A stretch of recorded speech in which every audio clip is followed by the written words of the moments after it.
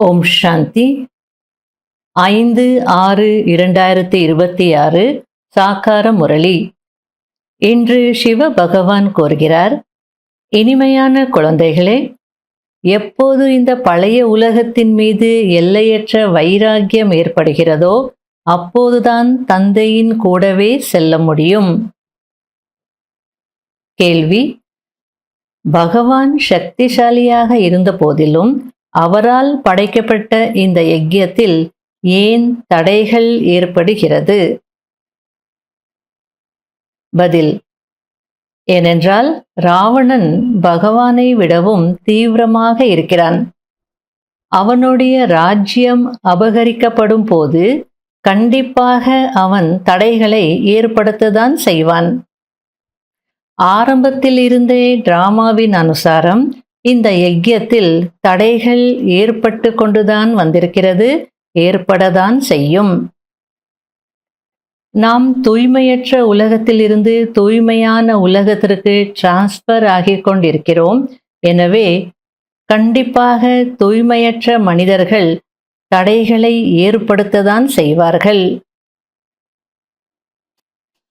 முரளியின் பாடல்: ஓ தூர தேசத்தின் பயணியே, எங்களையும் அழைத்து செல்லுங்கள். ஓம் சாந்தி. இனிமேலும் இனிமையான ஆன்மீக குழந்தைகள், பாடலின் ஒரு வரியை கேட்டீர்கள். எப்படி வேத சாஸ்திரங்கள் ஆகியவை பக்தி மார்க்கத்தின் வழியை சொல்கின்றதோ அதுபோல் இந்த பாடலும் கொஞ்சம் வழி சொல்கிறது. இப்போது குழந்தைகள் தூர தேசத்தின் பயணி என்று யாரை சொல்லப்படுகிறது என்பதை அறிவீர்கள். நாமும் தூர தேசத்தின் பயணிகள். நம்முடைய வீடு சாந்தி தாமம் என்பது ஆத்மாவுக்கு தெரியும். மனிதர்கள் இவ்விஷயங்களை அறியவில்லை என்றால் எதையும் அறிந்து கொள்ளவில்லை என்றுதான் அர்த்தம். நீங்கள் நிரந்தரமான ஜீவாத்மாவாக இருக்கிறீர்கள். நான் சங்கம யுகத்தில் மட்டும்தான் தற்காலிக ஜீவாத்மாவாக ஆகிறேன் என்று தந்தை கூறுகிறார். அதுவும் உங்களைப் போல ஆகுவதில்லை. ஜீவாத்மாவாக ஆகிறேன், ஆனா உங்களை போல இல்லை அப்படின்றார். கர்ப்பத்திலிருந்து நான் ஜன்மம் எடுக்கிறதில்ல.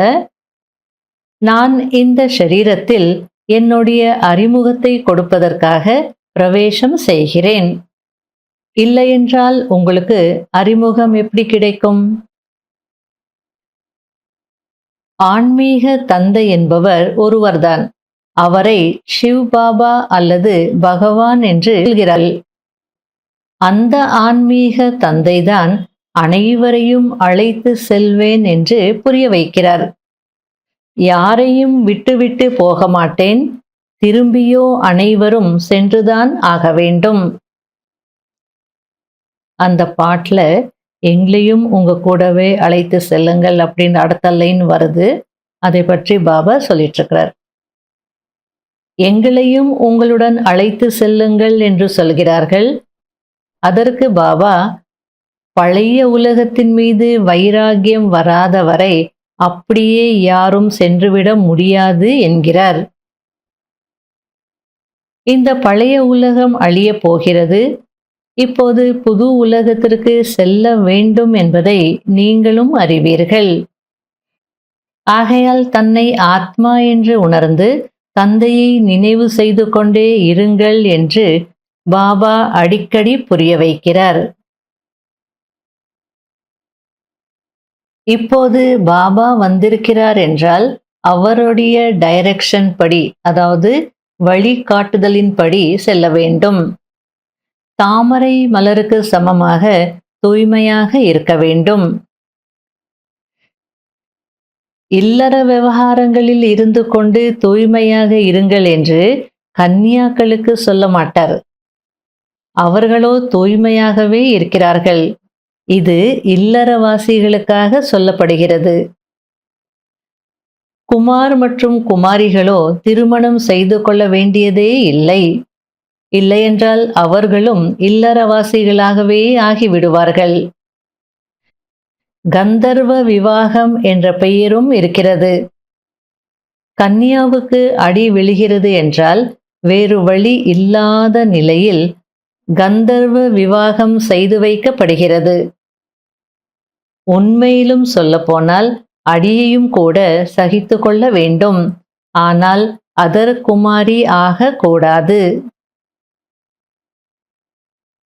குமாரர்களுக்கு நீங்களோ தூய்மையாக இருங்கள் என்று சொல்லப்படுகிறது. இல்லறவாசிகளுக்கு இல்லற விவகாரங்களில் இருந்து கொண்டே தாமரை மலருக்கு சமமாக ஆகுங்கள் என்று சொல்லப்படுகிறது. அவர்களுக்கு தான் உழைப்பு இருக்கிறது. திருமணம் செய்து கொள்ளவில்லை என்றால் பந்தனமும் இருக்காது. கன்யாக்களோ படிக்க வேண்டும், ஞானத்தில் உறுதியானவர்களாக இருக்க வேண்டும். சிறிய குமாரிகள் என்றால், அதாவது 18 வயதுக்கு கீழே இருக்கிறாங்க, மைனர் அப்படின்னா சென்டரில் அனுமதிக்க முடியாது. அவர்கள் தங்களுடைய வீட்டில் இருந்து கொண்டே படிக்கலாம். ஆகையால பாபா டைரக்ஷன் கொடுக்குறார் அப்படின்னா எல்லாருக்கும் அது ஒரே டைரக்ஷன் கிடையாது. குமார்ஸ் குமாரிஸ் அப்படின்னா அவங்களுக்கு தாமரை மலர் போல இருங்க, தூய்மையா இருங்க அப்படின்னு பாபா டைரக்ஷன் கொடுக்கறது இல்லை. அவங்க கல்யாணம் பண்ணிக்க வேண்டிய அவசியமே இல்லை. தூய்மையாக இருந்து பந்தனத்துல மாட்டிக்காம பாபாவுக்கு உதவியாளர்களாக இருக்கலாம், சேவை செய்யலாம், சரெண்டரும் ஆகலாம். ஆனா குடும்பத்துல இருக்கிறவங்களுக்கு என்ன டைரக்ஷன்? நீங்க இல்லறத்துல இருந்து கொண்டே தாமரை மலருக்கு சமமாக இருங்கள் அப்படின்னு. அது சின்ன சின்ன குமாரிஸ் அப்படின்னா அவங்க தூய்மையா இருக்கிறாங்கன்னு சொல்லி சென்டர்ல வச்சுக்க முடியுமா? அதுவும் கூடாது. ஏஜ் லிமிட் அப்படின்றது இருக்கு. அது வரைக்கும் அவங்க வீட்டில் இருந்துக்கிட்டு படிக்கலாம். அதுக்கப்புறம் சென்டர்ல வந்து சேவை செய்யலாம். அனாவசியமா பந்தனத்துல போய் மாட்டிக்கிட்டு அதர்குமாரியாகவோ அதர்குமாராகவோ ஆகாதீங்க அப்படின்றார். இது அதே கீதையின் தொடர், அதே மகாபாரத யுத்தம், அதே மன்மனாபவ மத்யாஜீபவ என்ற ஞானம். மன்மனாபவ அதாவது என்னை மட்டுமே நினைவு செய்யுங்கள்.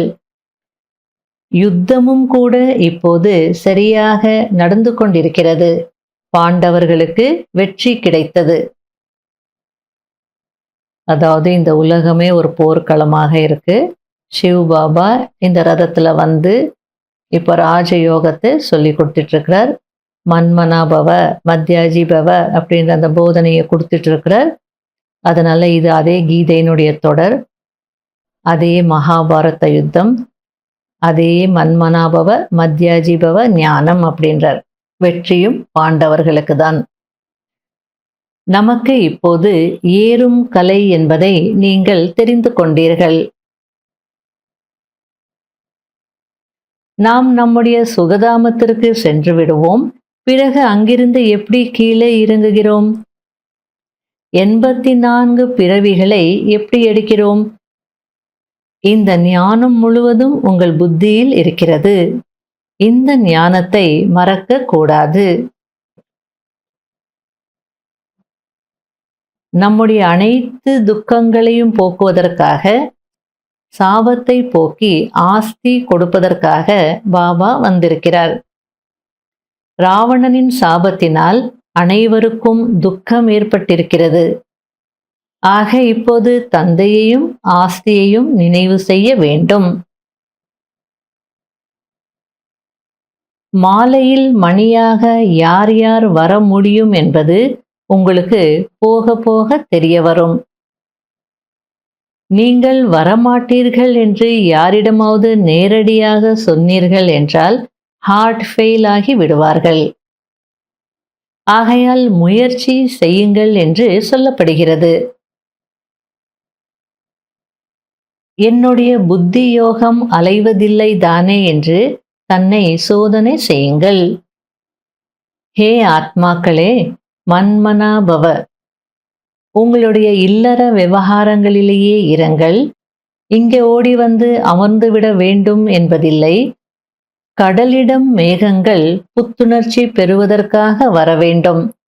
பிறகு சேவைக்காக செல்ல வேண்டும். பந்தனம் எப்போது முடிவடைகிறதோ அப்போது சேவைக்கு செல்ல முடியும். மற்றபடி தாய் தந்தையர் தங்களுடைய குழந்தைகளை பராமரிக்க வேண்டும். தந்தையின் நினைவில் இருக்க வேண்டும். தூய்மையாக வேண்டும்.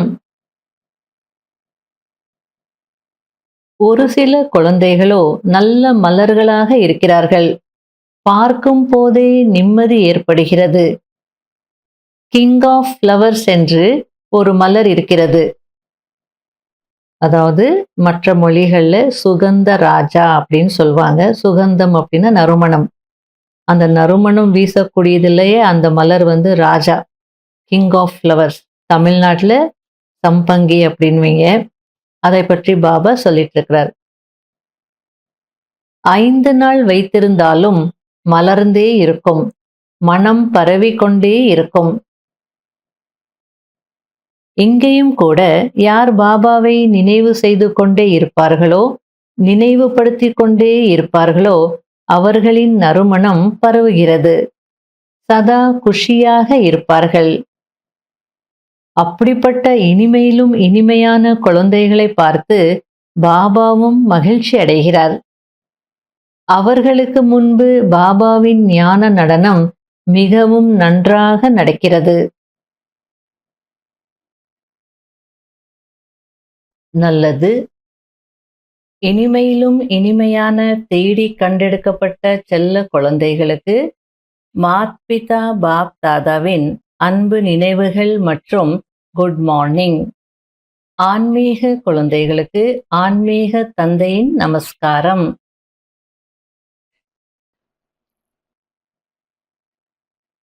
கடைபிடிக்க வேண்டிய முக்கியமான சாராம்சம். முதல் பாயிண்ட், ஞானம் மற்றும் யோகத்தில் உறுதியானவராக ஆக வேண்டும். ஒருவேளை பந்தனம் எதுவும் இல்லை என்றாலும் தெரிந்தே பந்தனங்களில் போய் மாட்டிக்கொள்ள கூடாது. பால பிரம்மச்சாரியாகி இருக்க வேண்டும். 2வது பாயிண்ட், இப்போது நமக்கு இது ஏறும் கலை. நம்முடைய அனைத்து துக்கங்களையும் தூர விலக்குவதற்காக, சாபத்தை போக்கி ஆஸ்தி கொடுப்பதற்காக பாபா வந்திருக்கிறார். தந்தை மற்றும் ஆஸ்தியை நினைவு செய்து அளவற்ற குஷியில் இருக்க வேண்டும். என்னுடைய புத்தி யோகம் எங்கேயும் அலையவில்லை தானே என்று சோதனை செய்ய வேண்டும். வரதானம். உள்ளடக்கிக் கொள்ளும் மற்றும் எதிர்கொள்ளும் சக்தியின் மூலம் சேவையில் வெற்றி அடையக்கூடிய ஆன்மீக சேவாதாரி ஆகுங்கள். ஆன்மீக சேவாதாரிகளுக்கு சேவையை தவிர வேறு எந்த சிந்தனையும் வராது. அவர்கள் மனம் சொல் செயல் சேவையிலிருந்து ஒரு வினாடி கூட ஓய்வு எடுக்க மாட்டார்கள். ஆகையால் பெஸ்டாக ஆகி விடுவார்கள். சிறந்தவர்களாக ஆகி விடுவார்கள். அவர்கள் சேவையில் வெற்றி அடைவதற்கு சதா இதையே நினைவில் வைத்திருப்பார்கள். அதாவது உள்ளடக்கிக் கொள்வது மற்றும் எதிர்கொள்வது, இதுதான் எங்கள் நோக்கம் என்று இருப்பார்கள். எதை உள்ளடக்கிக்கணுமோ அதை உள்ளடக்கிப்பாங்க. எதை ஃபேஸ் பண்ணணுமோ அதை ஃபேஸ் பண்ணுவாங்க. ஆன்மீக சேவாதாரி ஐயா, என்னுடைய டெஸ்டினி, குறிக்கோள் இதுதான் அப்படின்னு இருப்பாங்க. அவர்கள் தன்னுடைய பழைய சம்ஸ்காரங்களை உள்ளடக்கிக் கொள்வார்கள். மேலும் மாயாவை எதிர்கொள்வார்களே தவிர தெய்வீக குடும்பத்தை அல்ல. எதிர்கொள்வாங்க, ஆனா மாயாவை எதிர்கொள்வாங்க. தெய்வீக குடும்பத்தினரிடம் வாக்குவாதம் பண்றது, மோதுறது அதெல்லாம் செய்ய மாட்டாங்க. இப்படிப்பட்ட குழந்தைகள் யார் ஞானம் நிறைந்தவராகி கூடவே சக்திசாலியாகவும் இருப்பார்களோ அவர்கள்தான் ஆன்மீக சேவாதாரி என்று சொல்லப்படுவார்கள். ஸ்லோகன். சின்ன விஷயத்தை பெரிதுபடுத்தாதீர்கள், சூழ்நிலையை சக்திசாலி ஆக்குங்கள். அவ்யக்த சமிகை. உலகத்தில் மனிதர்கள் உயிருடன் இருந்த போதிலும் நம்பிக்கையற்ற சிதையில் அமர்ந்திருக்கிறார்கள். அப்படிப்பட்ட ஆத்மாக்களுக்கு மறுவாழ்வு கொடுங்கள். புது வாழ்க்கையின் தானம் கொடுங்கள். தன்னுடைய அதிர்ஷ்டசாலியான மகிழ்ச்சியான மலர்ந்த முகத்தின் மூலம் அவர்களுக்கு மனித வாழ்க்கை வாழ கற்றுக் கொடுங்கள். உங்களை பார்த்து அவர்களுக்கு தைரியம், ஊக்கம், உற்சாகம் வந்துவிட வேண்டும். இதற்காக தன்னுடைய குணத்தை சரளமானதாக ஆக்குங்கள். மேலும் சதா தாமரை மலருக்கு சமமான நிலை என்ற ஆசனத்தில் டபுள் லைட் நிலையில் நிலைத்திருங்கள். ஓம் சாந்தி.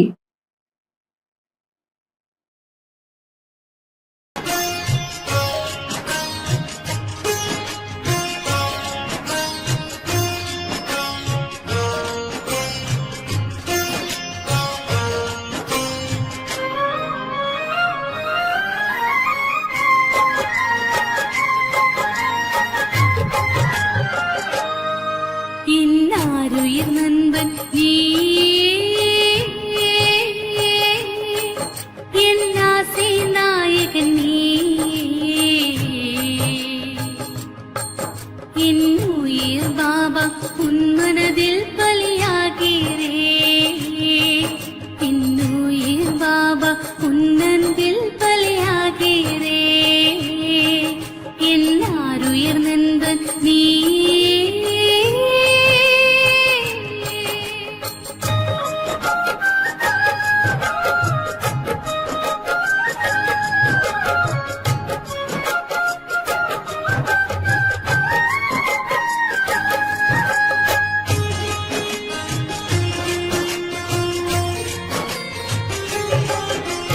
தூரதேசம் இருந்து வந்து முரளி சொன்னாய் பாபா,